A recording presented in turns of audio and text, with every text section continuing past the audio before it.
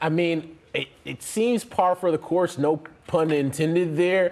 It really didn't. But like, this happens all the time where you have companies that are partners, that are sponsors, and we're like, all right, we're going to give them a set of tickets, they're going to get a set of tickets. But for something like a major in golf, the roar of the crowd is something that you want there. And I don't know if the people who are corporate sponsors are really going to give you the energy that you probably deserve for a major. That they're not. And I'm not to cut you off, Robbie, but like going to college football bowl games, those are very corporate events.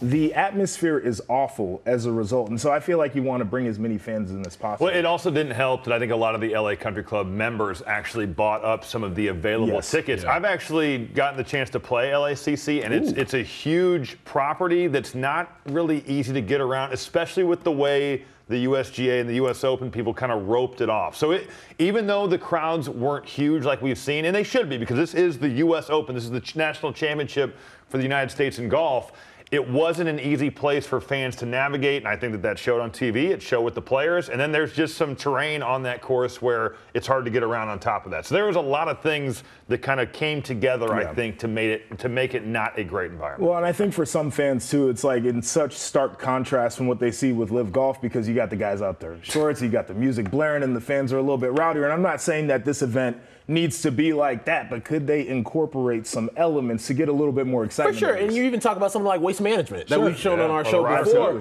where people are thrilled. You got, the roar of that crowd, where at LACC, it's on an $8 billion plot of land, and so there's a different element, a little vibe in the air where it's like, maybe you don't want the public here at this event. And I think that was part of it, too. I think that's one of the most private golf courses and clubs in the world, and I think those guys wanted to kind of keep it that way. $200 Peter Millar pullovers walking around in there. Yes.